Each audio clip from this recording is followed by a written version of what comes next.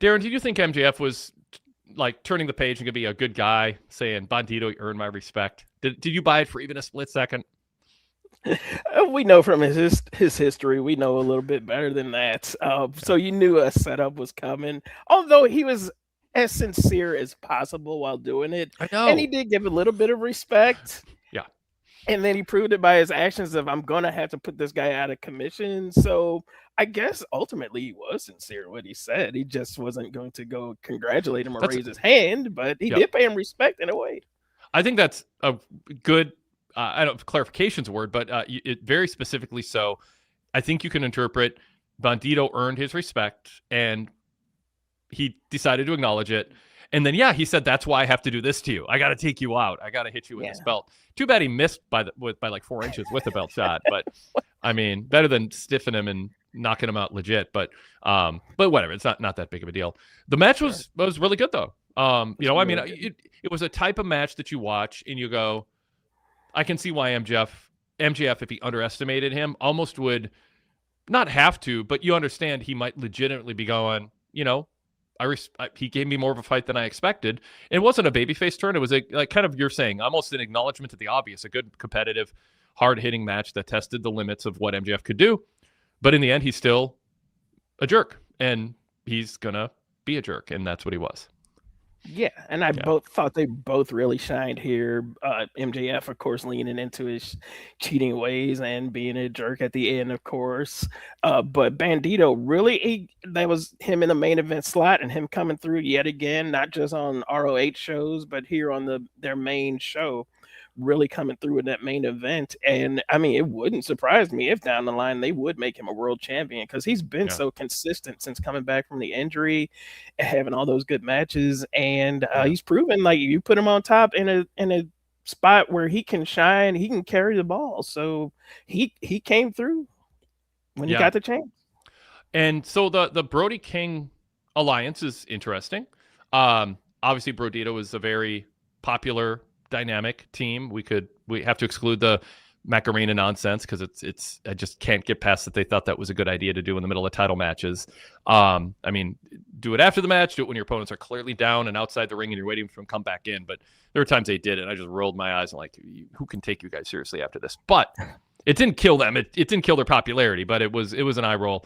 But I kind of like this whole idea that Brody's out there just going, if you win the title, I'll be honored to be the first challenger. And, I like when companies, even when they know, Booker knows the finish is going to be the champion retaining, that you create scenarios where if the challenger wins, here's what that means. Here's who's next in line, because it makes it feel more believable that you're going to see a title change. And so that worked. And then obviously it worked when MJF hit him with the belt that Brody ran out there and cleared the ring and helped him up in a show of respect. So what did you think of that aspect of this, the pre-match and post-match? Yeah, I liked it. They set up, they did even more than Brody King. They set up more potential challengers, but you could see that Brody King's on deck, so that was perfect for him. And he makes a good next challenger, so it makes logical sense he would come to save his partner and then be in line for a title match. And if they play up that I think he was a former ROH champion, if I'm not mistaken. Brody King? Am I thinking of? Yes.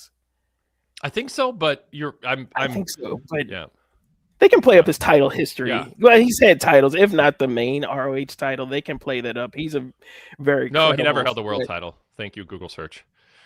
Okay. Right. I might be thinking of PCO then, because I know they were aligned in the same. Held the world tag titles, world 6-man titles with PCO and Marty Scurll, but not the singles. Okay. Yeah. Well, they can play. You're forgiven. It's ROH. Yeah. So, but yeah, it makes the next logical contender before they get to the Omega Hangman Swerve group, which one of them is going to challenge. So he makes, in the meantime, because they don't have a pay-per-view till like March, he'll be a good challenger for that role. Well, Goodfella 1422 in the chat says, I think Brody should win it first, I guess, from MJF for a short reign and then have Bandito chase him. I don't think that's going to happen, but I mean, Brody King for a few years has been a guy that seems like he has a turnkey upside if the company just simply positioned him in a way that said he's a top tier guy. And you want fresh matchups. You don't want, I mean, Samoa Joe isn't fresh in the sense that he's been on top off and on over the years and has been around a long, long time. But there's something sort of fresh about him being in the mix with Hangman and Swerve that freshens things up. And I got Omega in the mix, and you don't want to say he's fresh because he's been world champ before and at the top, but he wasn't just perpetually at the top. Brody King is someone who is extra novel to be in a top tier feud in AEW, and I think fans would buy it. The Brodito was over as a team. He had good matches in the first Continental Classic and was kind of this underdog. Or dark horse, probably a better way to put it. So I think there's something there that in 2026 they should tap into and do. I mean, I think it doesn't have to be guaranteed to work to be worth trying. Yeah. What do you think? Yeah, Brody's a guy. He's a guy that the fans are getting behind on a grassroots level. They do the bark when he comes out. And I was in the crowd when they came to St. Louis for the show, whatever that was in October. And you could tell he was somebody they were really starting to get behind. I'm just doing the chant and everything like that. So when you see someone on the ascent like that, when the promotion gets behind them, it can take that little bit of a push to give them some more momentum, and big things can happen. So putting him in the title picture, I think this is very timely, taking advantage of the little groundswell that he has since he broke away from the Malachi Black group. This is a great time to take advantage of that. What makes you optimistic and what makes you hesitant to think that if Brody got an honest shot to be a main event world champion or world champion challenger, that it would work out? What's the case for? What's the case against, or the trait, or the strength or weakness? I think he connects well with the crowd. He has good matches, and he's somebody fresh. Those are the upsides of him. Probably the only downside is maybe a lot of people don't know him. I know that being a world champion doesn't necessarily, it's not like the old days where if you put the wrong person in the world title, the whole system collapses. So it's not as important now, but he's someone that can have good matches. I don't see him going on a downside just because he's the champion. That's the only thing, is that he's not as well known as some of the other contenders. That's the only downside I see. Yeah. Well, Standard Deviation says fresh is the first word that comes to mind for me. However, and he adds maybe untainted, not defined down, I mean, right. He hasn't, I mean, there's something there. That said, one man's voice says bluntly, Brody isn't winning the championship. And I agree I would bet on that sentiment. Yeah. I mean, they have, Will Ospreay hanging out. You got Omega coming, stepping up. You got Swerve and Hangman talking about it. Joe's still in the mix. MJF's on top. Who am I missing? There's a long line. It doesn't mean you can't. Fletcher. Yeah. It doesn't mean you can't have Brody visit, get a world title shot against MJF. That makes sense. And I hope MJF wrestles frequently. It doesn't have to be a U.S. champ open challenge type situation, but he's really good. Jason Paul talked about this off and on. I don't know if you can say off and on consistently. Is that an oxymoron? He had brought up multiple times, MJF is so good in the ring. And if you only watch Dynamite and didn't order the pay-per-views, which is, 7% of the audience, you don't know how good MJF is because he didn't wrestle very often. Right. And so there's something about him in a meta sense, earning the respect of fans after all the nonsense with the Adam Cole storyline and all the things that just kind of derailed. And even the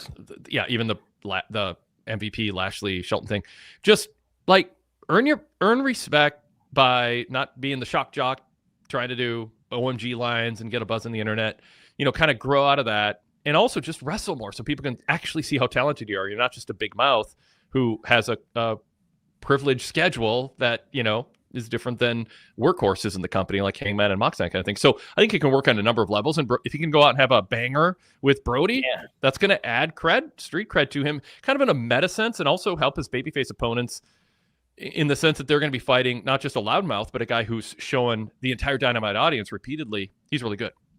Yeah, that he can back up everything that he's saying. And tonight's match was a prime example of that. Bandito gave him all that he could handle, and he still came out on top. and was still a jerk afterwards. So yeah, this was another feather in his cap, and I'd like to see at least once a month that he gets in there and has a big title defense, and I think that will continue to help him and toning down just the shock value stuff, which is just unnecessary, and it's beneath him. Adam Kidd says, I don't think Brody or Bandito will win the big title anytime soon. And I mean, I think that's likely, but it doesn't mean you can't sell the idea to fans that that's a possibility as a story that people will invest in. Not everybody who is good and deserves a world title program should win the world title, but it doesn't mean you don't want to tell that story. One man's voice said the office loves giving a rub to Bandito as a future champ. I wonder by a year's end if they'll pull the trigger and make him an actual champ. That's a long ways off. We're very early in the year. So yeah, I mean, by the end of the year, I mean, Bandito's good enough in the ring and conveys a kind of under the mask charisma that not every masked wrestler does, connects with the crowd in a way.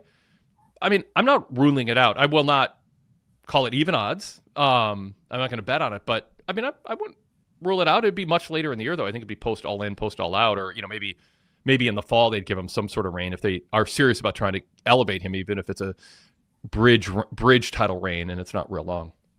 Yeah, and that's something you can always save for later on when you need something big. If you're going like to a specific market or something, or you want to build to like some TV debut or some kind of thing like that, you can always save that title chase for that.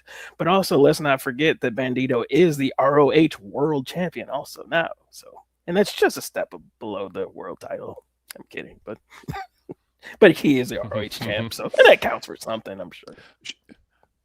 Should they have done more, Darrin, to promote that this was ROH versus AEW, or with MJF being booked to win, do you almost want to make that soft sell that a little bit, just to not make it seem like a battle of champions where now there's a dominant champ? I don't know.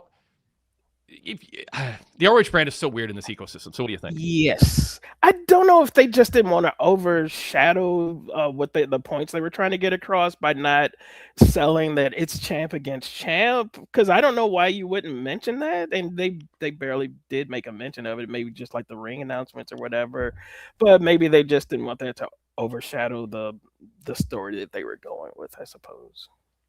Yeah. Real Legend says Bandito wins the ring again and becomes world champ in 2027. That might be more realistic than with all the things they've got this year. Derek Mitchell says before a segment of fans want to give Bandito the world title, AEW needs to build towards two young guys, MJF and Kyle Fletcher. What'd you think of the finish? I wasn't a fan of Excalibur saying, as Bandito was in a submission hold and the drama was he's going to tap out, Excalibur said, Bandito will not tap out. He will not relent. And I was like, how do you know that? And if it's true, why are you telling us that? Like, there's a way to create drama without making it seem, because if Bandito did tap out right after that, it'd be like, wait, you said he wouldn't do that. Right. He would look terrible. Yeah. Like, oh, he won't relent. And then he taps. Oh, I guess. And that's something announcers have to stop doing that, because you have to work tapping out as part of this story that some people will give up just because it's smarter to give up than besides risking an injury. Not every babyface has to pass out. I mean, that's so passe. Yeah, I was going to get to the pass out aspect of it. I'll even say before that, if you say something isn't going to happen, and it will look bad if it does happen, who are you to say it won't happen? Like, there's a way to create the drama, which is, will Bandito tap? And leave it to the color guy to go, I don't think Bandito will relent. I don't think he will. And then Excalibur can say as a counter, or vice versa, this hold is devastating. He's got to live to fight other. Like, you can add drama with the certitude of knowing the finish, declaring something won't happen that you wouldn't say if it was going to happen. So I just, sort of a parenthetical point, but as an announcer, don't do that. It's not as bad, but if they did it as much, it probably would be, where the announcers, say 1, 2, he got him when there's a kick out, but they never say that when it's actually the finish, because then you subtract that to create drama. Actually, there's been less of that lately, which is good. But the pass out, the pass out finish, which you brought up, like, he won't relent, he won't tap out, and you say it 4 seconds before he passes out. Well, now I know why you said he won't relent or won't tap out, because you knew he was about to pass out. His arm was about to drop. And, it's still a loss. I mean, you just weren't, smart enough to, like, tap out before you're knocked out? Right. The culture doesn't make him look great. Yeah. I mean, yeah. Even in MMA, I mean, like, there were some MMA fighters who would rather pass out or have their arm snapped than ever tap out. But it's like, that can be your thing, but it doesn't have to be the thing of anyone else in the sport to earn my respect. I respect tapping out. Yeah. Everyone does a pass out now, says Real Legend. Yeah. And Standard Deviation said what you said, Darrin. I prefer to normalize the tap out. You got me. Yeah, there's nothing wrong with that. It stopped making it seem shameful. Yeah. No. All right. Let's pause and introduce ourselves, and we can talk more about that match, but other stuff on the show too. This is the Wade Keller Pro Wrestling Post Show on Wednesday, January 14th, 2026. I'm Wade Keller, host of the show, editor, publisher, and founder of the Pro Wrestling Torch Weekly newsletter and the website pwtorch.com.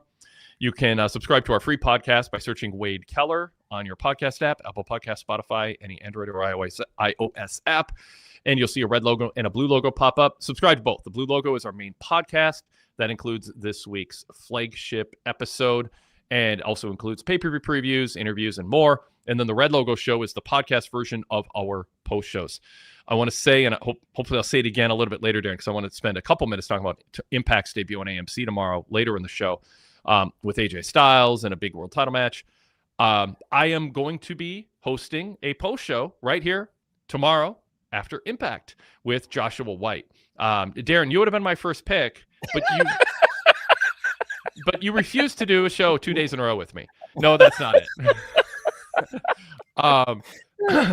I'm excited about it, but everyone, let me just get the plug in. We'll be right here tomorrow, live on YouTube. So join us after Impact ends. I'll be doing the TV report in your place, Darrin. God help me, for this premiere. And get your report in soon so I can see what I missed or didn't understand. You can clarify things for me. Hopefully it's straightforward. You'll get your report up too, I think. I know, but you've got a little bit of a schedule clash tomorrow. So right. check out PWTorch, our website. You'll get to see me cover Impact. It's been a while in terms of doing a TV report. And then a post show live. We'll take calls, and Joshua White and I will be right here talking about it. That will be distributed on the PWTorch Daily Cast feed, kind of like PWT Talks NXT is. It's just the logistics of only being able to put up one show. I don't want to get into it. It's going to be easier to put it on the Daily Cast feed. It's probably a one-off. It's not like a weekly thing I'll be doing, but we'll see if we'll do some other live stuff with Impact.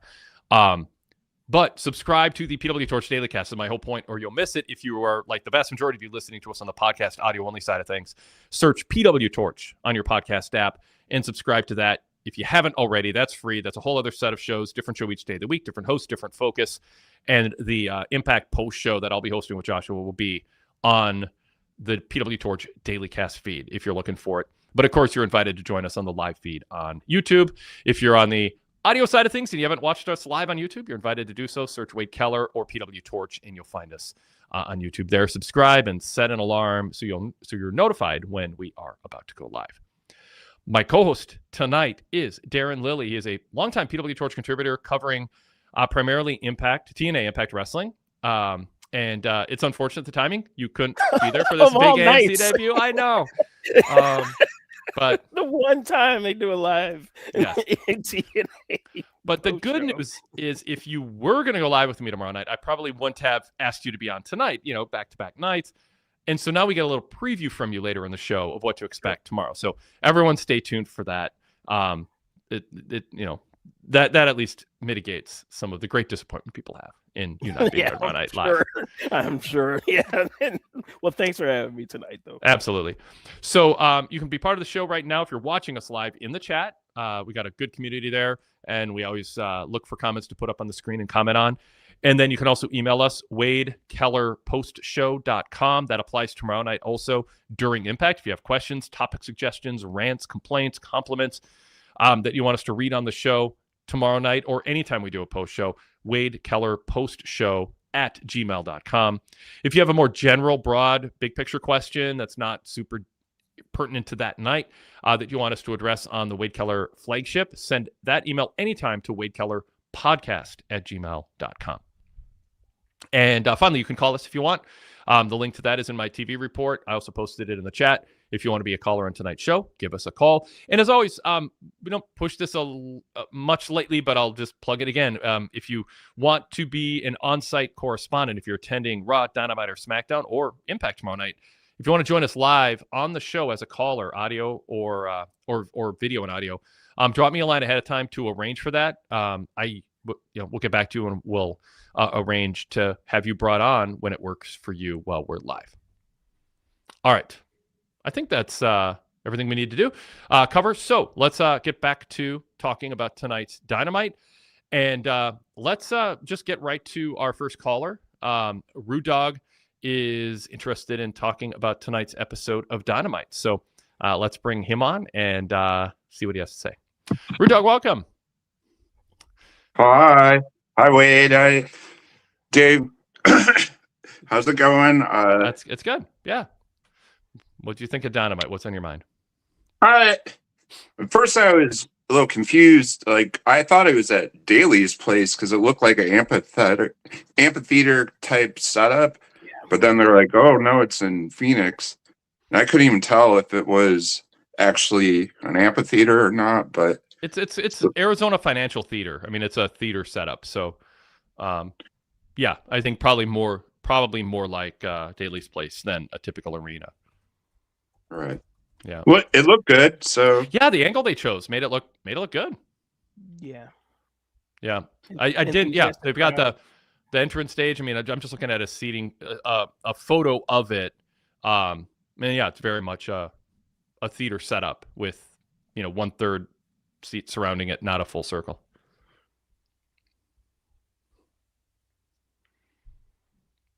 right. Yep. Well, they need more venues like that than some of the other ones they run in. Yeah. But so what did you think about the opening match between Darby and Pac? And some people speculating that Pac might be the new leader of the Death Riders. Do you think he rose to the occasion, or did like another mid-card guy? So the story Renee Paquette told, and the announcer commentators backed it up, Darrin, was Darby has beat every member of the Death Rider except Pac. He can't move on until he beats Pac.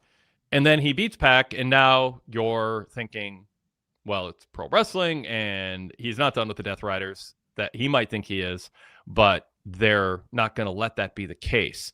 I had said on a couple of shows recently, I thought one way or another Pac was going to brutalize, pun intended, Darby in some way that would cause Mox to come out and people go, oh, is Mox going to join in?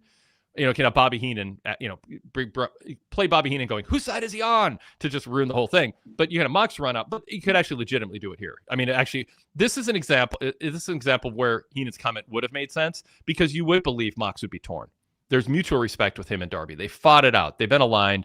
And there's a mutual respect there that's been earned and established. And then, of course, very much he is aligned with the Death Rider. So you could wonder whose side is he on.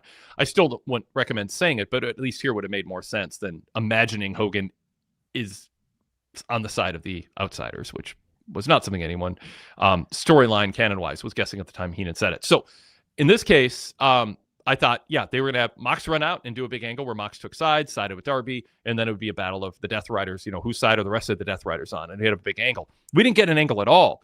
I think we'll get that still. It just happened to not be tonight.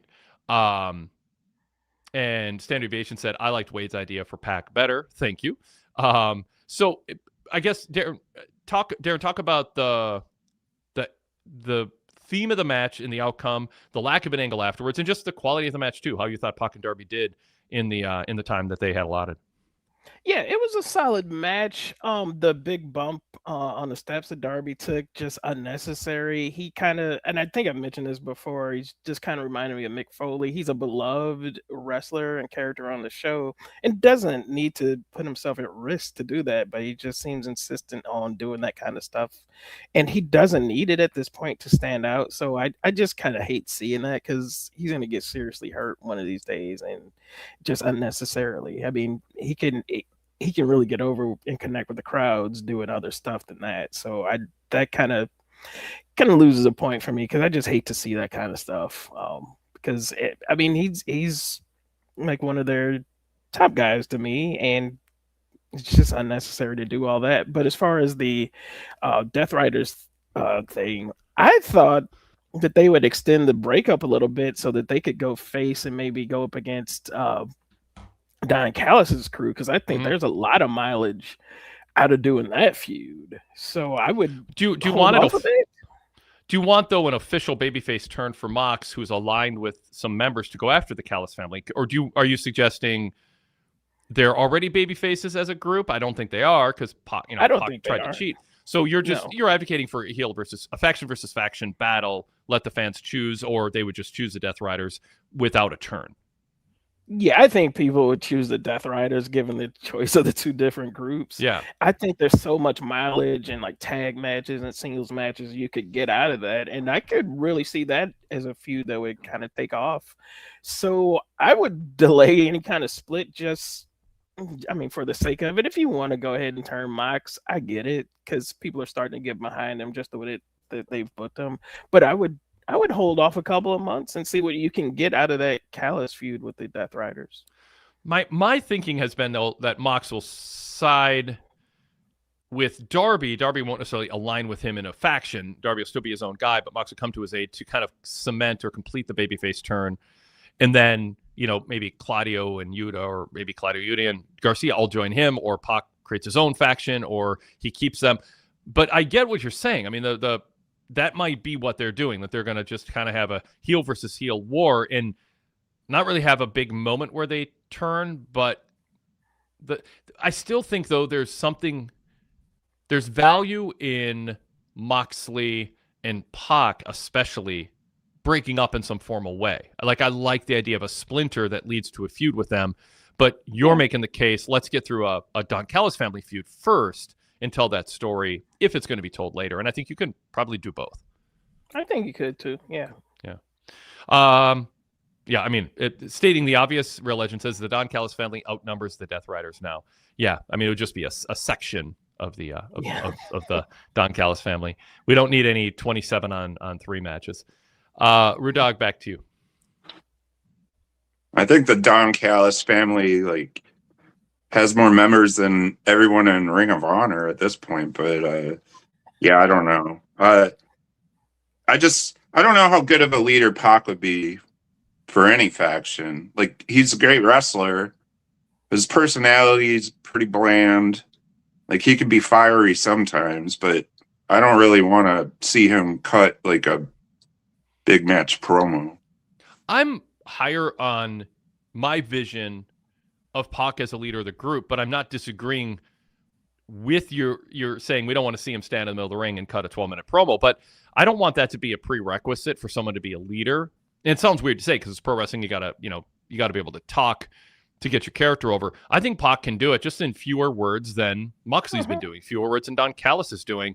There's something about him this time, not that it's radically different than when he was Neville in WWE, in the cruiserweight division, or what was it called? It's been long enough, I forgot that they had the weight. 205 Live. 205 Live, yeah, it rhymes. How could I forget that? He's shown glimpses before. Is my point of okay, he can talk, but you're right. It's not a lengthy promo that's going to be compelling. There's he doesn't have a lot of range in what he does, but there's something about this time around where I've looked at him more. It just seems to be the way he's carrying himself a little bit. To me, he feels ready to be somebody who counters Jon Moxley on the microphone, but is sort of a man of fewer words. And then whoever is backing him, I mean, I don't know if we want Wheeler Yuta or Danny Garcia to carry carry things on the mic, but Claudio could help out depending on, who the Pac-led faction was, if they kept the Death Rider name or moved on to something else and recruited others. I think Pac could be a leader, Root Dog, and I think that doesn't require long in-ring promos. What do you think, Darrin? Yeah, I think that if you keep him focused and make those words count that he does say, then he can be an effective leader, and you just let Garcia or Yuta fill in the blanks. But yeah, you can keep him short and focused, and I think that's fine. He can make an effective leader because his presence carries a lot of it. Yeah, that's the thing. He comes across, I think I've said this before, as a guy, when you look at the rosters of the major wrestling companies, Pac's pretty high on my list of people that I'd want to choose to accompany me down a dangerous sidewalk or dark alley. Like, I just sort of feel like he would, like, I think the discussion included somebody saying, like, if you had Mark Briscoe with you, like, you'd end up having like going out for drinks with the bad guys by the time you're done. He'd just dissipate the situation entirely. Like, oh, come on, guys. And like, talk them into the bar to hang out. And then there's others who would just escalate the situation, make it worse. Pac seems like somebody who could just kind of look at the bad guys who are, with the knives out, and make them go, make the bad guy go, maybe not. Maybe we'll wait around for the next people who look like they might have, some money for us to mug. Like, but if it did get into a scrap, I think he'd do pretty well. Like, he comes across like somebody, it's not about size. I think he's pretty tightly wound and tough. There is something to be said for that. I mean, like, seeming legitimately tough. And he comes across as a guy who's going to intimidate most people away from fighting him and then win a legit fight. Not every wrestler needs that to be a draw, but to have that edge to you is good. And I think that can carry him. That can make up for some of the lack of promo. So anyway, Goodfella says Wade with a Yuta shade. Haha. Derek Mitchell says, I don't mind Pac being a leader, just like when Judgment Day kicked out Edge and was taken over by Priest, Rhea, and Balor. Adam Kidd says, yeah, we need less long, drawn-out promos in wrestling and more serious and to-the-point promos. Sadler Vision 3 says, Pac was great as a Cruiserweight champ. Underrated work there. And Standard Deviation said, I like his pre-tape promos. Hit the accent and delivery is menacing. I think that's a good description. Rudjug, you want to add anything to any of that? Not too much. I mean, it just, I like Pac as a wrestler, and if he could pull it off, then go for it. But before I turn topics, Rudjug, I'll just throw in a couple more chats. One man's voice says Pac can do it. Might have VC issue to cause him to miss some time. However, this Darby and Death Riders feud needs to move on. Sadler says Pac could be a leader, but I don't think the group would be main event anymore. I like him as a talent, but he has mid-card stench all over him. I'd be down for him to get a mega push, but I doubt it'll happen. And Real Legend says I see Claudio as more of a leader than Pac. I disagree. I don't vehemently disagree, but Claudio seems more like not a sidekick, but a deputy, a second guy. Like Pac, he doesn't have the height, and he has been defined down a bit over the years. But to me, if I saw those guys and got to know them a little bit, I'd assume Pac was the leader. There's a more of a menace to him, and Claudio. I don't want to like tell the obvious joke here. Oh, he's too Swiss, like Vince McMahon said. But I know what Vince was getting at when he said it. It wasn't about Swiss. There's just something about him that's a little quirky, and you don't see him as particularly menacing. He doesn't get super serious. It's almost like he can't. So for the group to have that menacing edge, I think Pac is better in that spot. Yeah. He seems like the best choice out of all of them. So yeah. All right. Well, go ahead, Reduck. So speaking of bad promos, it looks like we're going to get a Tekla versus Chris Stanlander feud, which I'm not really looking forward to, because I hope they don't have to cut long promos, because I just think they're both odd and boring, and usually odd is interesting, but they're odd and boring. So what do you think about this feud going forward? And I just thought of a great tag team name for them. Odd and boring. Yes. I love it. All right, Darrin, what do you think? Statlander certainly struggles on the mic, but Tekla, I enjoyed her promos that she's had, especially the pre-taped ones. So I think she's fine on the mic. I really don't see a problem with hers, but their concentration needs to be in the in-ring stuff, and I think they'll do quite fine in the ring. And you just have to just play to their strengths. I mean, they don't need to be out there for 20 minutes talking by any means. Get to the point, as we kind of just said in the previous segment, and let their in-ring stuff carry the feud. Yeah. Yeah. Which I think it'll be an entertaining feud because they're both very good in the ring, and that's the main thing.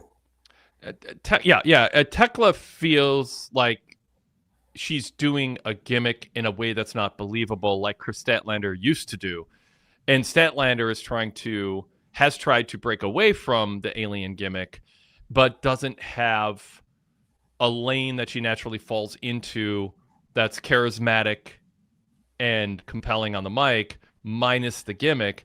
And so it's not a great, I mean, I don't know how you build up a feud with those two without some cringiness to it, but the in-ring would be good. I mean, it'd be good. Statlander's good in the ring. I don't think she's so good to make up for her weaknesses. I don't think she's like that good in the ring to make up for her weaknesses. I think, and I want to be clear. I'm stipulating she's good, borderline very good. But I think she's also overrated by people who talk about how good in the ring she is, because when she came in, she was sort of the class of the roster with a lot of, Britt Baker was levels below her. And a lot of the women were at that point. So she stood out, but I think in WWE she'd be, above average, but not top tier, even over there with her work. But that's just my opinion. I mean, I just think she's a little overrated in the ring. Not overrated on the mic. People have got that right. Who did you say? Britt Baker? Who's Britt Baker? I've never heard of her. Yeah. I reported a year ago. Communications behind the scenes led to what I believed was going to be a long period of being persona non grata to Tony Khan, and that has that my reporting on that has been true, has been proven true. At some point, I mean, it's things I heard weren't like egregious. It was just like, okay, we'll move on. We're not going to talk to you about it. So anyway, Tekla's a good worker too, as One Man's Voice points out. So yeah, I mean they would do well. Rude Dog, what else?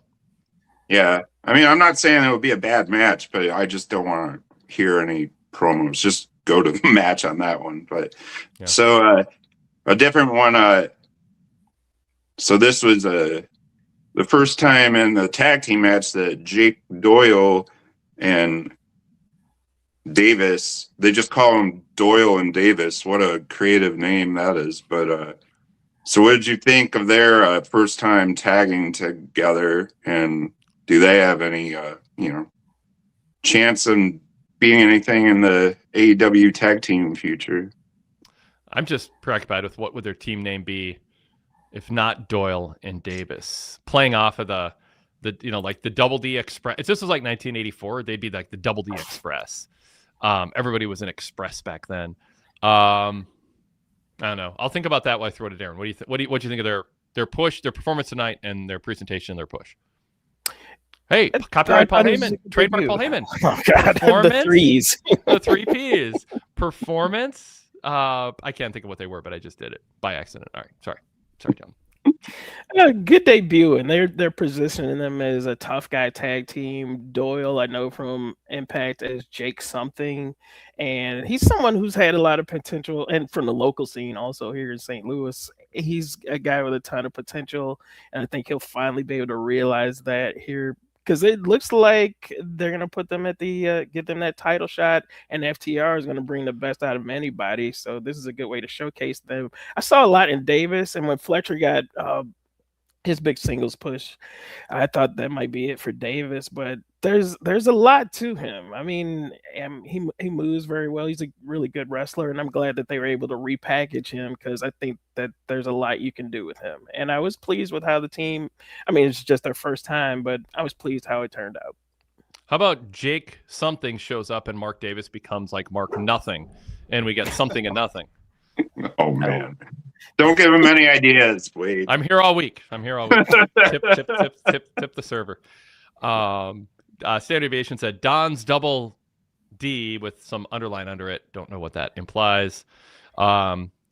Pickens says, I started something here. Pickens 612. Hope you're doing all right, Pickens, with everything going on. If you're in 612, the Dungeon of Doom duo. Adam Kidd just says they can be a good team. One man's voice says grown men shit. Hanson and Gordy. I'm for like kind of like the whole grown men thing. Like, let's just get some people out there, kind of like why I think people like Brody King, for instance, and just like let's get some people just plow through people and be, grown men kicking some ass. And the FTR confrontation was interesting. I don't know. I'm not. I like. Let's just have some clear-cut baby faces and heels when you're introducing a new team. Yeah. Right.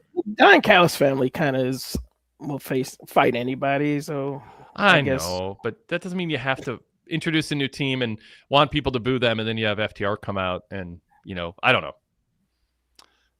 Yeah, I mean, Zach Barber goes a heel versus heel feud is a choice. Hope I got your inflection right there, Zach. Who knows? Yes. And one man's voice says Davis is very underrated as a big man, and Doyle will be a beast. I love the team. Derek Mitchell says Doyle and Davis look like an 80s tag team with Hercules and John Nord. There's not a height difference, though. Hercules was like 5'1", and John Nord was like 6'6". I mean, so I don't know. Pickens says super team with the grizzled young veterans. All right. Anyway, we're done. Well, speaking of the tag team division, like one of the rare times they did like a vignette for someone coming into the company is the Rascals. And it's, curious, how you think they're going to fit in. And also the Rascals sometimes were three people. Are three people coming in or just two? What do you think or know or what's up? Darrin. I'm guessing the last grouping in Impact was a group of 4, and I presume that's how it's coming in with Myron Reed, who has been on and off depending, like in the independents he would team with them, but he joined with them in TNA, so I suppose he's coming over because they took him off the debut show tomorrow, so I suppose he is, but I haven't heard that solidly. Mean Tony Khan rating the competitors on the eve of their big chance. Well, the contracts came up, so they were free agents. So I know. I wouldn't call it a raid. My tone suggested, but there's going to be some Impact fans who think AEW is being the bad guys. But all TNA had to do is sign them. Right? Yeah. They wanted them. Yeah. And it's not like TNA never really did anything with them. It just kind of unfocused mid-card feuds. And I mean, they would have exciting matches, but they were never really given the ball, so to speak. Talk about their personalities. Like where are they going to fit in gimmick personality? Do they like to have fun? They love to have fun, as they always say about. Are they bouncy? Kind of, yeah. So wait a minute. No. But yeah, they'll have a comedic aspect, but they'll also be able to carry their in the ring. Also, I think it'll add a fun aspect. I wonder if they're going to bring. They had a thing called the Treehouse segment, which was based on that '70s show where the little segment where they would be smoking pot in the basement. That was my next question. Are they going to be high in AEW? I wonder.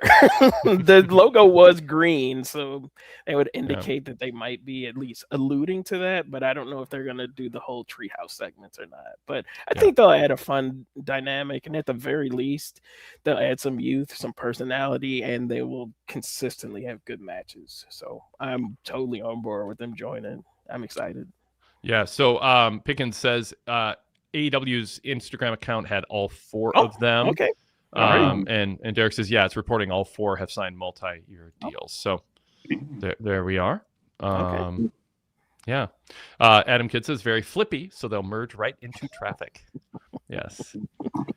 A good fella said they look like 2 Scott Nortons, going back to the D&D Express. Okay, not the Rascals. No, definitely not. Okay. Davis, yeah, that's true though. Yeah. They could have called them let's see, Big Jake and Big Mark, and they could team with Big Bill and go after the trios titles. I don't know. Wade, come on. I deserve the come on part. I didn't deserve the chuckles at the beginning. You were very charitable to laugh before telling me stop it. All right. What else, Rude Dog? Yeah, well, yeah, I was wondering if the wrestlers are going to bring their whole weed gimmick over. And it kind of seemed like with the graphic, it was all trippy and stuff. So I think that's still in the cards, even though I don't think, Tony Khan's ever done like a weed gimmick type guy, but we'll see. Yeah. But by the way, a prediction from Standard Deviation, the Rascals will be the first quad title, quad champions. Oh. Yeah. Tony all these bad ideas. I wouldn't put it past him. Next week on Dynamite, Tony Khan with a very special big announcement. Tournament is coming. Now I wish I never called in, just because those things are in the universe right now and could possibly happen, but whatever. Real Legend says in the chat, what are we going to call, speaking of team names, what are we going to call Hangman and Jet Speed? Hang Time. I don't know. Jet Speed, Hanged. I don't know. That doesn't, I don't know. That's the first thought I had. Hang Speed. Sorry. Buck. Yeah, I don't know. Chat, join. Darren, feel free. Good. All right. I ain't naming anyone today. All right. Very good. Rude Dog, what else? I don't have a whole lot left. So there was a backstage promo, and they acted like you're supposed to know who this woman was. I guess her name is Zeta Steele. I've never heard of her before. Do you know anything about her? And why is she on Dynamite all of a sudden presented like it's someone I'm supposed to know? In article today on PWTorch, I want to find it here. I think it was Haley who put this up. It's going to take me a sec. Taylor Haley put it up. She was part of the WWE ID program, if I recall correctly. Oh, really? And she recently left that program. And I think she had experience in MLW. But on Collision, she's replaced Layla Gray with Scorpio Sky's team. And so the last couple of weeks, she's been accompanying them to the ring and on ROH also. But most people who only watch Dynamite would not know that. So you bring up a good point. I was looking up. Sorry, Darren. I was looking up. It was actually Brian Zillum in his Collision Hits and Misses column on PWTorch that we posted earlier today. He said one of the misses this week was AW's assumption that fans are ball knowers. And I was like, did he misspell all knowers? But no, ball knowers meaning like they know everything about that genre. And that is getting into what Rude Dog is saying. Like they present somebody who isn't well enough known to assume knowledge, and they assume there's an implication, I think, Rude Dog, that you have that I'm supposed to be excited at the sight of this and know that this is a big deal, rather than it being an introduction of somebody who they're going to tell you about. Is that kind of your point, Rude Dog? Yeah, pretty much. But I mean, usually when they do that, I at least know who the person is. I had no clue who this person was. Yeah. So it's just like, all right, this is gone a bit too far. Yeah. Yeah. Fair enough. Yeah. So there's at least they did have Christopher Daniels say her name, so at least at the very least you could say, wait a minute, okay, that name, I don't know her. You could at least look her up. But sometimes somebody will just show up and they don't even have a name or graphic or anything. So they did the least. I'll say that. Yeah. Yeah. Cool. Well, I didn't even know Scorpio Sky was still in the company. I mean, God bless him for cashing all these checks since 1999, wow. Wait, not that long. It is impressive. That'd be really impressive. But I meant 2019. But I'm confused about AEW's origin date if that's been going on that long. Yeah. Cool. All right. On that note, I probably need to go to bed. So do it. Thank you guys. Thanks. Love you, and I'll talk to you soon. And hey, TNA tomorrow. Yes. Dog, is that a Terry Funk t-shirt you have on? Yes, sir. It is. Sweet. It's a good one. Terry Funk t-shirt with a Mick Foley flannel. I know. Bang, bang. Makes sense. Those two. A lot of mutual respect there. Great. Thanks for your dog. Appreciate it. See ya. Stay safe. Bye. Take care. Let's see. Rye wants to know, was Rascals not trademarked by TNA, or did they use the name prior to TNA? I figured when they were in NXT as MSK, that was for WWE to own their gimmick. I don't know. They must not have, because they wouldn't. Yeah, they used it in the Indies before they got to TNA, so that's a possibility as well. Yeah. Standard deviation said Scorpio Sky clicked and the lights went out. Now we know who keeps turning the lights off in AEW. Goodfellas says Scorpio Sky stood out the most to me in their group. I'll take a few more matches of his. All right, let's take a little sidebar here and just get your thoughts on the Impact TNA Impact debut on AMC tomorrow. I know you're on with Sean Radican 2-3 weeks back talking about this on the Radican Worldwide VIP podcast. We have a semblance of a lineup, including AJ Styles showing up, and then the world title on the line. Santana and Kazarian.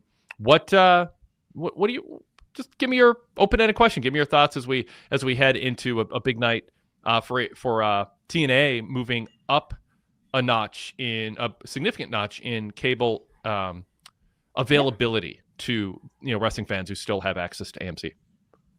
Yeah, it's going to be interesting to see who they showcase, and they want people to know who are their big stars. Obviously, the centerpiece of the show is going to be the world title match with Kazarian taking on Mike Santana, who's, I guess they position as their big star. And I would presume that Santana is going to win, and they've alluded to Nick Nemeth, the former Dolph Ziggler, being involved somewhat, so I'm sure he will be showcased as well. But I would expect a title change to have some excitement for their first episode.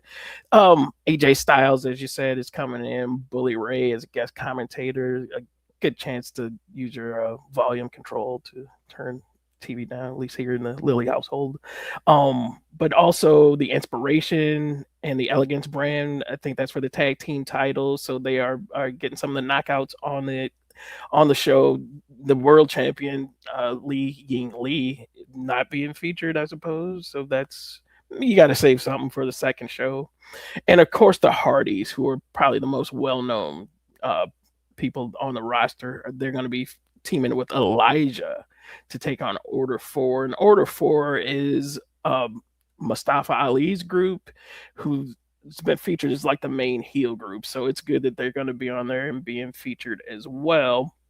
With that said, TNA is kind of in a weird time right now with a lot of contracts that just came up, as we just talked about the Rascals, for instance, and that's a hit. I mean, that's some depth for wrestlers leaving, and along with Jake something, who also went to. So yeah, I guess your theme about Tony kind of rating them is somewhat true. Killer Kelly, who was part of the Knockouts division, left as well, and then Leon Slater possibly could be spending more time in WWE, kind of like the Joe Hendry thing, where he started spending more and more time in NXT as opposed to TNA. So, it looks like it is a transition time, so you're going to see some new names being cycled in and being featured. It's going to be interesting to see just who is going to get that airtime, though. So I'd like to see that over the course of the next few weeks, see how that plays out. Do you have a sense, I know it's so fragmented now, of what, if there's a buzz for this? Do you think TNA itself has done a good job in the lead up? There's, I mean, AJ Styles has some value, but it's not like WWE is promoting this on Raw and SmackDown as, tune in. Yeah. So, I don't know. I mean, what do you think of the buzz in the build? I mean, I don't want to overplay it. It's not industry changing, but it gives TNA more money. I think there's some thought within TNA. It doesn't mean they're going to pay more wrestlers. We're seeing some wrestlers exit, as much as now they think they can survive without losing so much money, but they're going to still try to keep a tight budget. So in a sense, the fans might not notice a difference. It's just the accountants will. Yeah, exactly. So yeah, I was a little bit surprised that WWE did not even, they haven't mentioned it even once. So they're being their being a bad partner as usual. So it was surprising, but then if you look at the big picture, not so surprising. They could have given him a little crumb and said something during NXT or something. But then I didn't watch NXT, so maybe they did mention it. I just don't know about it, but I never heard that they did. As far as how TNA has been building it up, they've done a good job within their own universe, so to speak, of making it seem like a big deal, that this is a game changer for them. With that said, the weeks of TV leading up to this haven't been the best. A little bit weak because they had a bunch of TV tapes in El Paso, and they kind of got gradually, like about 4 or 5, 6 weeks, and they kind of got gradually weaker as the weeks went on. So not their best run of television to lead up to this, but they have gone out of their way to promote it and to make sure everybody knows that it is happening. So it's not going to be a surprise to anyone that they're changing channels or anything. So they've done about as effective a job as possible, I would say. Do you think somebody tuning in for the first time ever, first time in years to TNA will get, based on what you've seen with the current booking and promoting and production crew, a product that's going to be easy to just understand? Just fans will just feel like, okay, I get it, I see what's happening. Or are they going to feel like they're joining something in progress and they're confused by it, or they're being left out? Like, how good do you think TNA is going to be at setting the stage and doing what I've been critical of AEW doing a poor job on during their history, which is, welcome, new fans. We're not going to talk over you or talk only to the ball knowers. We're going to talk to everyone, and we welcome you here, and let's get you caught up. Now, granted, it's just one show, but they've got some things they want to establish. So do you think it's going to be a welcoming environment for a new viewer to not just feel like, whoa, this is super confusing, there's so much going on here and they're not telling me what's happening? No, I think people will be pleasantly surprised. It goes at a nice pace. It's a fun show. It's an easy show to watch. I always say that. So, yeah, I don't think that it'll go over anyone's head or anything, like, or will feel excluded. I think that they'll say, like, hey, this is kind of cool. I think I might catch this every week. And there's some really good athletes and some entertaining people. So, yeah, I would not be surprised if they gain some new fans, because there were some barriers to watching it before. People didn't have access or didn't want to buy the TNA Plus thing. So, but Right. Most people have AMC, like if you have like a direct TV package or whatever. So they do have access to it. And I think people will be pleasantly surprised when they do see it. The storylines, for the most part, are pretty coherent. You're going to be disappointed sometimes in big time storylines that TNA's history kind of let you down, like the Mike Santana thing. But as far as week to week, I think people will enjoy it, and it'll be a fun watch, especially with no football on Thursdays. Yeah, crazy. Do you think Kazarian as champ is going to define down the company out of the gate for some people? Or possibility. Or are they going to be pleasantly surprised going, this guy's way more interesting than he was in AEW? I think initially just seeing the name might raise a few eyebrows, but once they see him in the ring, his in-ring is fine. Once you actually get past that, he's still around, or he might have been defined down in AEW. But once you actually see him in the ring, people will get on board with that. But I think handing it off to Santana is the right move just because of that. Mm-hmm. So hopefully they do that and don't start just on a fiasco note and have just Santana be disappointing again, which I fret in the back of my mind is going to happen.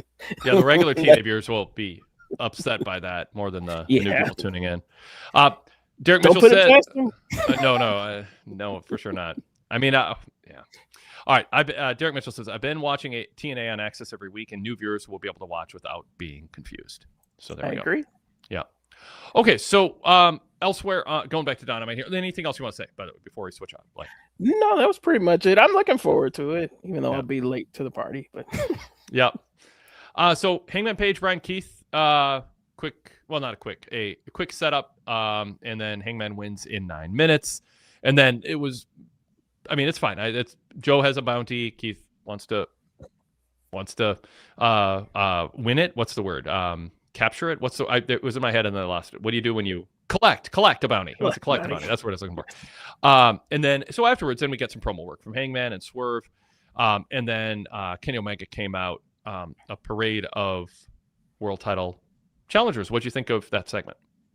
Yeah, this is a good use of them while they're not in the actual title picture right now. It's them battling 3 big names, battling to get back to the top. And I like the alliance with Paige and Swerve, where yeah, they have each other's back for now, but at some point, something's got to give.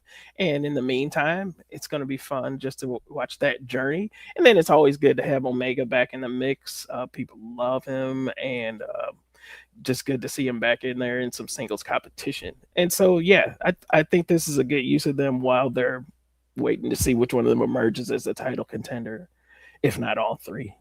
Is Omega doing it for you? I mean, he's talking more. It always felt like, well, that'll hurt him or he can't be bothered. But now he's, carrying himself like sort of a OG who's dressing up like he knows there's going to be television cameras there. Gotta take my shot, but it's based in fact. And then, saying I want to be an EVP doesn't mean I can just get a title shot. I got to earn it with some matches. That's what a babyface would say. Then of course Josh Alexander's like, I'll wrestle, and Don Callis goes, no, I call the shots, and it's going to be next week. So is Omega working for you in this role back in the world title picture? Yeah, he's saying the right things. He's dressing correctly to fit the tone of it comes out and it seems important, a good look at everything. So yeah, and the fans are getting behind him. He doesn't overstay his welcome. He hits the catchphrases. People are chanting along. So yeah, I think he's hitting pitch perfect. The chat has something to say about Kenny's dressing. Derek Mitchell goes, Omega dressing better since he won $1 million. There you go. Whoops, I'm clicking around here. It's not like he's washing his car or going to Whole Foods since he won $1 million, along with the Young Bucks. Well, anyway, and Zach Barber said, yeah, he looked well put together tonight. Anyway, we don't have to spend more time on that. But yeah, no, I think it's important for him to seem like a serious person and talk about why the world title means something, and also as a babyface want to earn it. I just think it's good. Keep it basic, and I think he is. Swerve and Hangman living up to my statement last week, or I think it was after. Yeah, it was after last week's show. Everything is a little more intense than it needs to. And not everything. They're just always super intense, and some weeks are more intense than is called for. Like, Swerve, like, Big Bill interfered. Let me choke him out with a chain around his neck. Hangman Page stomping around at me and super angry at the same 11 out of 10 level on his promo. They're good. Like, those Hangman promos are good, but there just comes a time to just be Hangman, be a world title contender, like save that kind of gruff intensity and anger for when it's more called for. And I don't know. So I get people like, oh, I love when Swerve brings out the chain. I love when Hangman is all angry and yelling, but I want it to mean something and not just be what they do every week. It felt like a little bit of an overreaction to the context.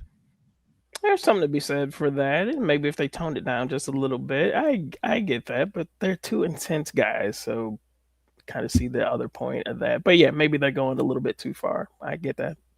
Standard Aviation says, this is the first time I rolled my eyes at Hangman saying, I'm going to take everything from you.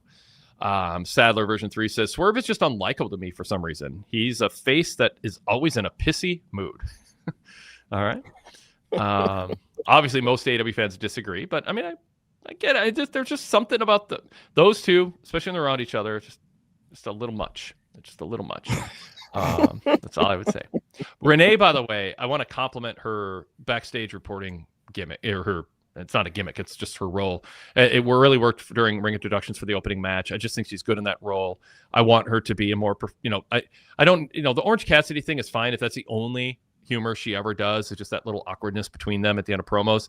I can get into that, but when it sort of seems like, oh, now we're just going to go fish for 3 times a show every week that Renee can be kind of have a humorous moment. I didn't think that was a good direction for her because she's so stellar she brings a level of gravitas and professionalism and a sense of journalism to her interviews.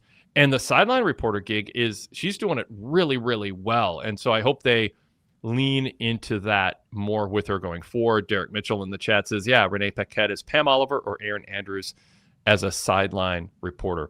Your thoughts on that? Yeah, that's been a really good move. I think they started that during the tournament in December, and I'm glad that they're keeping doing that. I even like the positioning where they have her standing like during the ring entrances, and you can see like the wrestlers walking near her or past her, kind of gives you that sideline feel even more. So I think even just the placement of her just adds to the effectiveness of it, and even the stuff that she does add to it. Obviously, that's the big part of it. But you combine those two things, and I think that's a really good part of it. The whole presentation. Yeah. Let's see. Did you enjoy Brody King informing Jonathan Cruz he had a standby match and then he beat him in 30 seconds? Like, I don't know how this works where Tony Khan doesn't have a system where wrestlers who know that they have a match, like where wrestlers aren't told they're having a match and it's their opponent who delivers the news to them and the match begins now. It feels a little too cute for me. Like, I don't know. I want it to seem like it makes sense and it's not just done for show. And this just feels like it's done for the show. I don't know. I mean, the idea of Brody King beating him up is good. I just wish there was a better story than, hey, guess what? More logical reason. Yeah, there's a match you didn't know you have, and it's a standby match, which makes no sense. It's not like any of the matches before it went shorter than expected. Hangman went longer than expected. You know, Darby and Pac was, 12 minutes. Maybe they thought that one would have gone longer if you're playing along here. But why is it a standby match? Man, that's not what a standby match is. A standby match should be at the end of a show because the main event runs short and you have 15 minutes to fill or 10 minutes to fill. So it's not going to ruin my night, but I think there's a better way to execute this. Yeah, that's something they've been mixing in the last few weeks, is saying they're having standby matches. I don't know if that's just a gimmick for Brody King or what, but yeah it's just kind of weird because they're not really standby matches. But then you don't want to have like the old Mid-South days. Those standby matches were always terrible that they would put on at the end. So yeah, I get it, but I guess it's just a device to. They're going to call it whatever. Adam Kidd said, so refreshing not having Shivani tonight. A lot of people calling for Shivani to be his role to be reduced. Ringside interview approach is nice. It's different from anything else I recall in pro wrestling, especially when she has something to say. It feels like she genuinely talked about that. Any thoughts on the Statlander Willow Harley Triangle of Madness match itself that went 12 minutes? It was a fun match. Kind of predictable, you know what would happen, but the crowd really seems to get behind Willow and Harley Cameron, and obviously Statlander as well. So it was a crowd pleasing match. Setting up the main title belt and the tag team title, so something that you needed to do, and it made sense for Tekla to get that pinfall. And I think, as we said, they'll have a strong title match. Just let the magic of video packages do its work on the build to that. But yeah, good match. All right, then we got an email from JB. We'll hit some points and then maybe get close to wrapping up. Let's go here first. I liked how Samojo opened the show, helping to establish the connection between Brian Keith and Hangman from 3 years ago and Keith's first Dynamite match, and actually hyping the match for later on in the night. What'd you think of that, Darrin? The establishing the match with the promo from earlier and giving a little bit of backstory to set it up. It's always good when you can play into your history, and I love those little touches where they do those callbacks and rewards fans who've been watching a long time, and even for new fans to let them know that there's that history. So it's always a nice touch when they do that stuff, to remember that and put that into the storyline to make the matches have a little bit more meaning. I like it. Number 2, what's next for Darby now that he's beaten every Death Rider? I figured it'd be a catalyst for the Mox turn on the Death Riders or vice versa, but it seems like we're past that now. My hunch is Pac's not going to take this loss well. Probably. So we probably haven't had the end of it, but yeah, it's getting to that point where we need to put both of them in fresh directions. I'm not sure what would be on deck for Darby, because at some point you got to have him make a run for the world title, but I would think they might save that for the summer. I don't know if he's just ready for that right now, but at some point they're going to do something to keep him on the top level so he does get that world title shot down the line. But yeah, I don't think we've seen just the end of the Death Rider feud just yet. I liked Danielson, I think, in commentary saying, maybe it was Excalibur, saying that last time Pac said he was going to win clean, he didn't want help, and this was during, I think, the fist bumps with the rest of the Death Riders at ringside.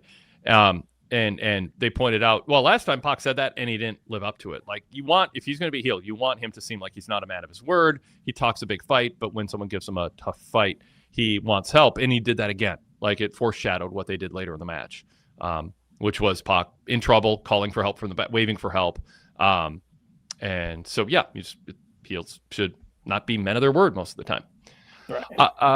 I'm kind of surprised AEW hasn't attempted to do more with Big Bill. This is still JB from Detroit's email. He seemed as though he was positioned secondary to Brian Keith tonight. Why would Joe pay Keith to take out Hangman when he could have paid Big Bill? Is it purely because of the bounty hunter gimmick? I'm sure it's because of the bounty hunter gimmick, and they they are fine with Keith losing quickly, and Big Bill, in a weird way, they're protecting, even though they don't really do a lot with him. Yeah, that was going to be my answer. They're protecting Big Bill. I mean, okay, edit all that out. Darren, what do you think? Why do I get to answer the question first? But yeah, he was, I mean, even featured in their White Castle commercial ad campaign. So, I mean, he seems like somebody that they have plans for, perhaps, and they just didn't want to have beaten out there on TV like that. So that's probably the reason. Number 3, I'm kind of surprised AEW hasn't attempted to do more with Big... Oh, I just read that. The history between Swerve, Hangman, and Kenny is certainly compelling when thinking about who MJF's next title challenger might be. I'm wondering if they'll do a triple threat between now and Revolution to decide the number 1 contender. Perhaps a triple threat will be at Grand Slam Australia in February. Yeah, it seemed like they were heading that direction, and then Josh Alexander stepped in. I mean, I think there's multiple ways to go. I don't think it's obvious, but it's fine. I mean, I think there's an overabundance of baby faces fighting baby faces and heels fighting heels, and I think you just clear the path to let fans be united in rooting for an outcome. But I wouldn't be shocked if they did it. Yeah, I'm pretty sure at some point we're getting a 3-way. It may not have a decisive end, but we're getting it at some point. Yeah. Super chat from Derek Mitchell. Thank you, Derek. Everyone's welcome to Super Chat. Why hire Brian Keith? He hasn't wrestled on Dynamite since June 19th, 2025. Don't haven't you seen what he's done in ROH? Man, if you're scouring the planet, I don't know. I mean, it's because he's the bounty hunter, and they had 9 minutes, and they wanted the guy to lose. I mean, yeah, because bounty hunting is his specialty. That's why. Yes. So why? Who better on the roster to go to than that? I liked Brody King hyping up the Bandito MJF title match main event after a squash match, plus the video package following it. Between that and Joe's opening segment, AEW did a better job than usual, actually giving attention to matches occurring later on in the show. Yeah, I agree. Mark Davis and Jake Doyle have a very similar look and build. That's not necessarily a bad thing, but they really have to do something to give a smidge of personality to, at the very least, one of them. I mean, this was hey, look, Jake Doyle. Okay. Who is he? Why should we care? They can't say, but I mean, give us something. No pun intended. No pun intended. I didn't recognize it till afterwards, but honestly, give us something without using his Jake something name. I agree. He showed up last week, and we just know he's a big guy, powerful. But give us a little bit of background. Come on. Yeah. All right. Davis and Doyle seem like a weird matchup against FTR as the number 1 contenders. Both clear as day heels, and I wouldn't say that Davis and Doyle are over enough to make this type of exception. Yeah, I agree. But we talked about that earlier. Number 8, I'm honestly surprised that Scorpio Sky is still on the AEW roster. That's not even to say I don't like the guy. He has something that's worthwhile. He's just gone through so many iterations and been injured so much. I figured TK would have cut bait by now. I'm rooting for him. However, I do think he can be a good mentor to Top Flight. This is the thing. Why are we talking about Scorpio Sky when he will not be on TV the next 6 to 12 months? He gets introduced and then he disappears. Like, maybe he's around for 2 weeks, but then he's going to disappear with no explanation for 4, 5, 6, 7 months. And then he'll come back for a week or two and then disappear again. Nobody will notice he left. Very few will care that he's back. And those who do will be disappointed when he disappears again. That's been the pattern. I don't mean to pick on him because I'm sure there's some extenuating circumstances, but that is the on-air pattern of him. So I would just say, before we spend a lot of time talking about him, let's get a few weeks into him. Make sure he's actually going to stick around. Yeah, well, he's been since he came back, he's been pretty consistently on Collision, which obviously many people do not watch. But Yeah, yeah, yes. he's been on there. Has he? How many collisions has he been on? I would guess about 4 or 5. Out of how That's many weeks in a row? Not in a row, but maybe every other week or something like that. Yeah. All right. Yeah, he's been regularly featured because I mean most wrestlers aren't on every week, but yeah, it's regular. We'll check in with Joshua White, our collision reporter. I read his reports every week to find out what do I need to watch if I don't have time on Saturday night or Sunday to watch it. It's a good guide. Same with David Miller's reports on Evolve. I mean, everybody, just like if you don't have time, and obviously your Impact reports. I mean, if you have time and you enjoy the promotion, watch the whole show, but some people got to pick and choose. And those our TV reports and hits and misses are a good way to help guide if you have limited time.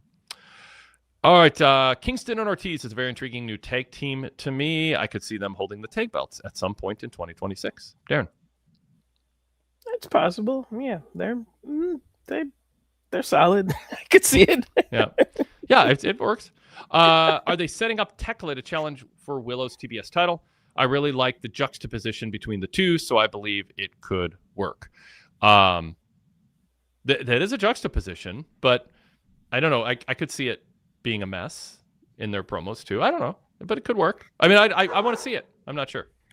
I think Tekla's going after the main title right now, but I mean, I could see her going for the TBS title at some point. That would make sense too. Yeah. Swerve calling Kevin Knight the future of the business and Renee reinforcing it screams to me that Knight is serious about heavily pushing, or that AEW is serious about heavily pushing Knight in 2026. I think that Knight should be as affiliated as possible with Swerve and Hangman in the meantime. That can only help his credibility. If I'm Speedball, I'm like, what about me, dude? Am I not the future? What about me? I think, AEW should look at him as somebody who can be a fresh, just don't say he's bouncy and likes to have fun. Right. Like let him be like Kevin Knight. But yeah, I think there's something there worthy of making 2026 a year where you try to move him up the roster. Jet Speed's fine. I think they've underutilized them. But I think if you honestly, jokes aside, I mean, Kevin Knight looks like a guy who should elevate beyond that. Yeah. I think they had the thing with Swerve because Knight was the one who took the pin, so he needed a little bit of a boost there. So that's probably why they did it. The Rascals signing with AEW is huge news and rather surprising considering that TNA is making their AMC debut tomorrow night. I figured the Rascals would factor heavily into their debut and early 2026 plans. Now, Darrin, that question's for you. What was the question? I'm sorry. The Rascals. JB said, I figured the Rascals would factor heavily into TNA's AMC debut, too many letters, and early 2026 plans. Yeah, I did too, but I guess then the contracts came up and that changed everything. Yeah. So yeah, Tony Khan, that meanie, offering competitive salaries to wrestlers who were free agents. How dare him? Yeah, the nerve. The Nerve, yes, that'd be good. The Nerve should be a tag team name. The Nerve. The Nerve. The Nerve. I don't think there has been one. They're in ROH. Hey, got an idea for Doyle and Davis. The Nerve doesn't apply. It doesn't make any sense, but I don't know. All right. Finally, JB says, do we think that Brody King's turn on Bandito happens after tonight? As always, love the show and everyone go VIP.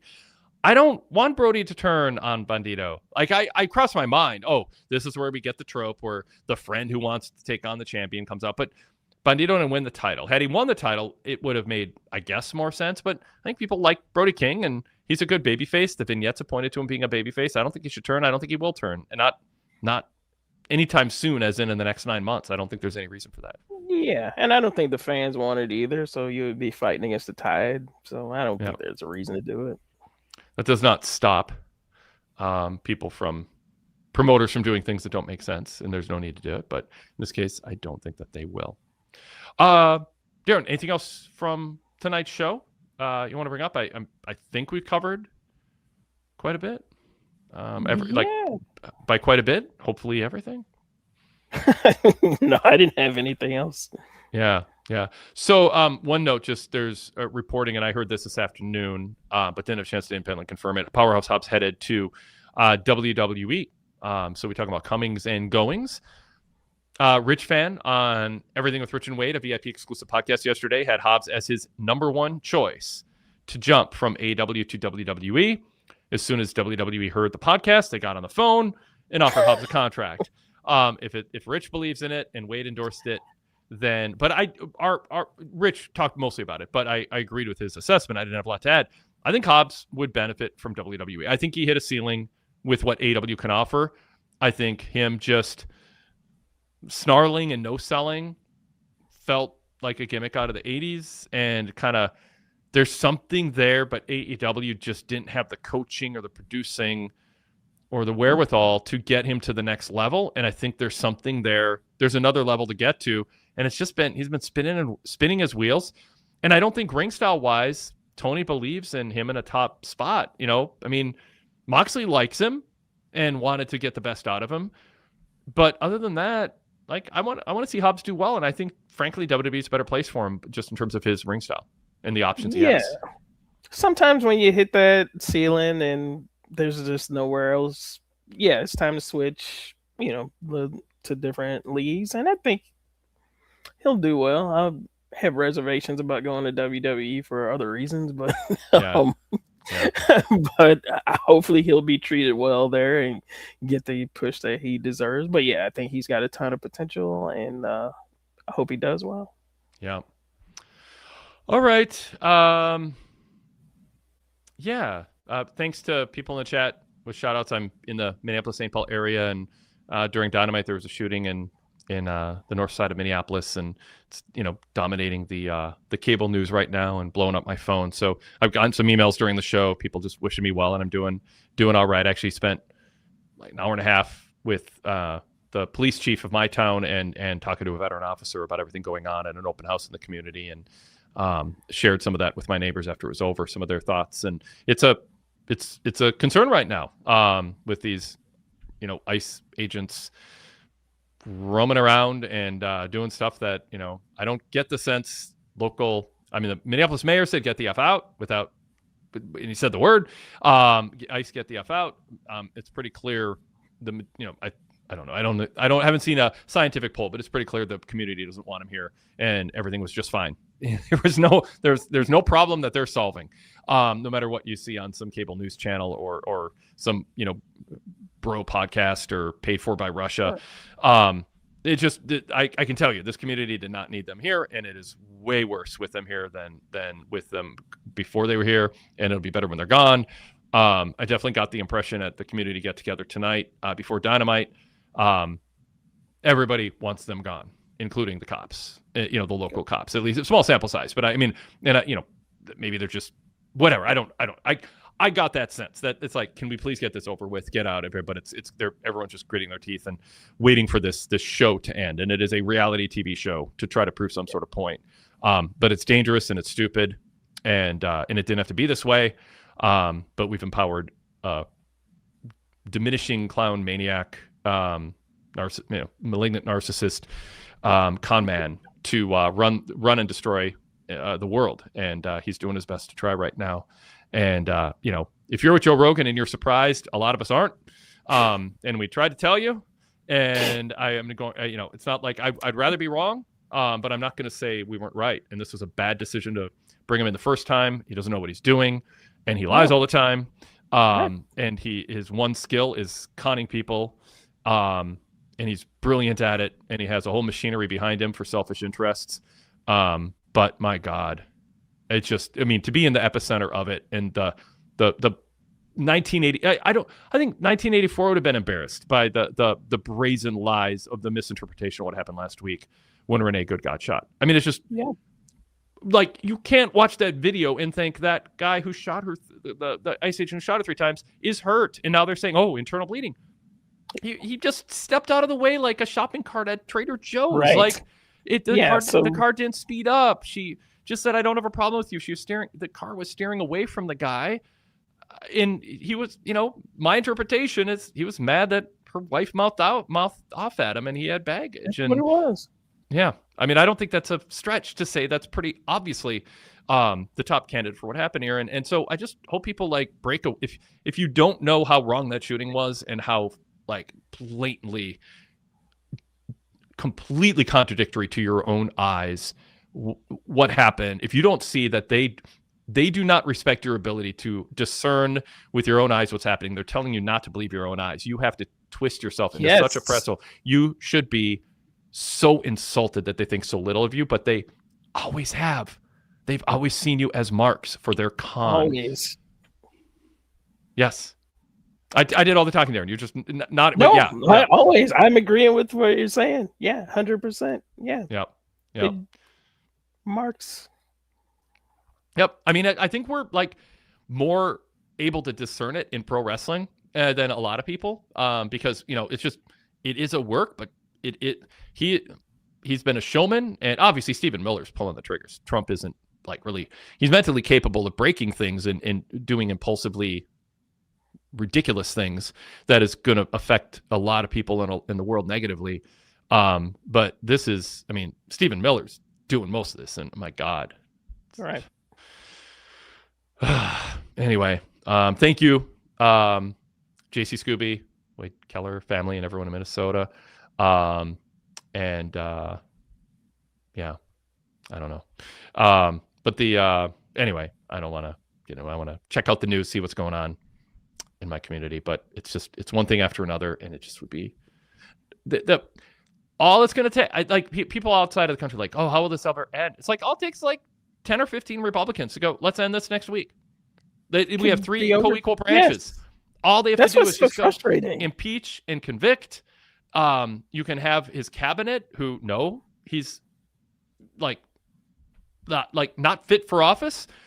He wasn't in 2015. He wasn't. I mean, he tried to overturn an election, and you guys know it. Even if you're buying the BS, like how there's a list of 100 reasons he's disqualified himself, and here we are.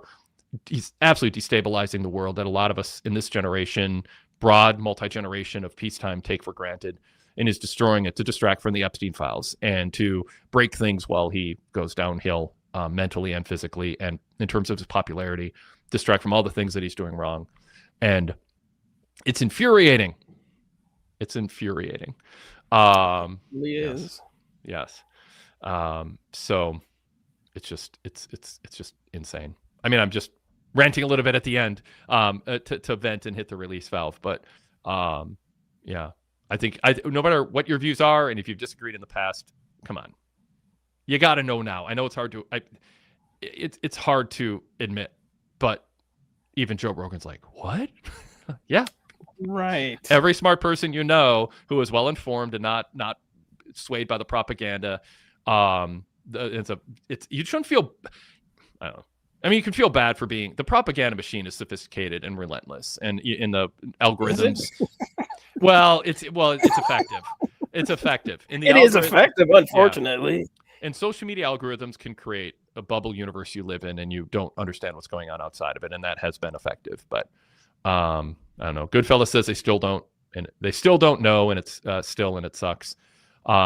Maybe, but he is immensely unpopular right now, and it's dropping, and it's hitting people in the pocketbook and so many different ways. And that is ultimately, when people kind of peel off from somebody who they otherwise see as the leader of a cult. And I don't know. I just think there's such a preponderance of evidence. I don't know how a person who can function in daily life cannot see through this con and the sheer incompetence at this point. But yeah. But at some point, yeah, JC Scooby says, yeah, somebody was shot this evening. Yeah, I mean, someone was shot. I don't know details about it, but they released a statement saying that an ACE agent pursuing somebody was ambushed and with a shovel or something like that. But I've been watching Dynamite and doing a post show, so I'm not super up on it. But I know my phone is blowing up. But Adam Kidd says, I appreciate Wade using his platform for good. But Adam Kidd says, I just want to make fun of Zach Barber. Yeah. All right. Anything you want to add, Darrin? No, it's good to use wrestling as an escape to get away from these real world issues, and for the criticisms that we give to Dynamite and the nitpicks that we say, it's a good escape at the end of the day, and I'm glad that it's here for us to escape at least for a couple of hours from the just horrific things that are going on in the world, particularly close to you, and so it makes me appreciate wrestling in these times. Yeah, very good. The companies that let us escape. All right. No, don't get me started on yeah. a certain other company who's pretty much aligned with this, but yeah. Well, Goodfella says thank God for Graps. It helps me get through my days. Absolutely. Yeah. I mean, no matter what. I mean, to have the privilege of having entertainment that can help us escape is just mentally healthy. Absolutely. And Adam Kidd said we need more Wades and less Trumps and Fox News. What does Wade Barrett have to do with this? I agree. Barrett's a good commentator. No one's gonna listen. And Derek Mitchell says we are a community here to support you and listen to your perspective. If anyone cannot respect that, they should probably find another chat. Ducky Duck says F Ice. Yeah. All right. Anyway, I could go on the chat saying encouraging things, and I understand. Oh, Adam Kidd said I'd vote for Jack over Trump. There we go. I'd vote for anybody other than it's a long list. I mean, honestly, I'm not Stephen Miller, because I think he's just healthier and will last longer if he had that kind of power. But yeah, it's a crazy short list, and it was huge mistake, and it's on us as a country, but not on me specifically. But man, what a just obvious error in judgment that world history will judge us poorly for. And it was not hard to see through it 10 years ago, but I don't know.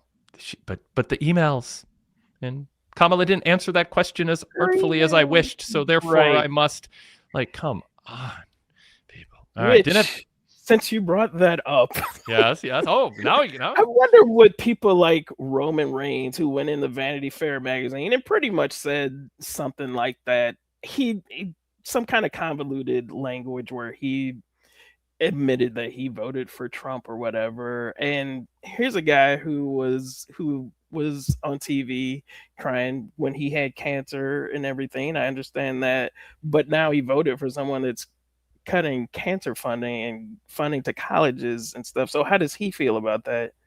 Is he just not smart? Does he not care? Do people not put any thought into anything? And it just infuriates me that he's not even smart enough to be ashamed that he did that, and he's bragging about it in Vanity Fair magazine. So I just have no respect for people like him. Yeah. I don't think there has been anything more obvious in my life that had high stakes than that man singularly was uniquely unqualified and unfit to be president. I mean, I don't think you could design from the ground up somebody who, if you look past the grievances that he, that he marketed to get people to vote against ultimately the better interest with his con. But I thought it was more obvious, and it was all out there. I mean, it's like people lost the ability to discern good faith information and analysis. They just the media system broke, imperfect, but the media system broke down to the degree through Rush Limbaugh in the 80s and Fox News since then, and then splintering off into social media echo chambers, in a support group to ignore facts or buy BS that made that. I mean, that's a whole. There'll be books written, and whatever humans are left on this planet, if any, will be analyzing what happened here for a long time. And nobody. I don't think people voted to destroy America, to destroy democracy, and upend the world. I just think they didn't think they were voting for that. But I saw that's what was happening. That's why I could barely function, after both elections.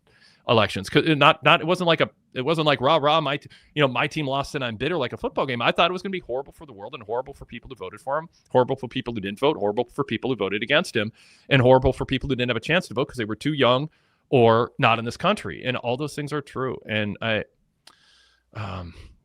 so many just little things happened that made this possible. So many happenstance and bad decisions from people who had a power to stop it. And collectively, the media, treating him like a fascinating figure that'll be fun to cover. I don't know. Yeah, but I'm baffled. Yeah. New technology, says Standard Aviation, changed the way information could be distributed to manipulate people, and this is what it's led to. And my goal is to make people feel terrible about this. I mean, I like I said, I think there's people who voted in good faith thinking they were doing the right thing. I just don't know I don't know how that was possible with the evidence. I know people who are just absolutely racist, voted for him because they just wanted him to get rid of all the non-white people, or I can't vote for. I mean, I know obviously racist people voted for him, but I don't really understand how just informed people twice and really 3 times the numbers of people voted for him did it. And I know some people listening who like my show are like, come on, you're making me feel bad, or screw you, or whatever. But it's like, I am so shocked and befuddled that this happened. Well, Ducky D says, I fear Wade is cutting some of these supporters too much slack. Many of them wanted to inflict this pain. Yeah, I mean, I don't think it's a lot. That's the thing. Obviously some were hoping for bad things to happen to good people because they were different than them. And I don't know, what to say to them, but anyway. All right. Thanks, Darrin. All right. Take care, everybody. Yep. Let's do better. Just elect better people in primaries. Read sources outside of your bubble. Talk to the good people in your life who you trust on other things, and have a good open conversation with them, and be willing to not follow politics like a sports team. And JC Scooby. Peace. We'll end there. Thanks. If you want a VIP membership after all of that, you can get a lot more wrestling talk and very little politics with a 7-day free trial with Patreon, patreon.com/pwtorchvip, or get information on full VIP membership, unlocking nearly 4 decades of archives at pwtorch.com/govip. And join us tomorrow night after Impact for the post show. Joshua White joining me for that. And then Friday after SmackDown, 3 days in a row, if all goes well. And Darrin, we still have a functioning civilization, and I don't go to bed or wake up ever taking that for granted at this stage. Mm-hmm. Thanks for having me today. Absolutely. Thanks, everybody. Talk to you next time.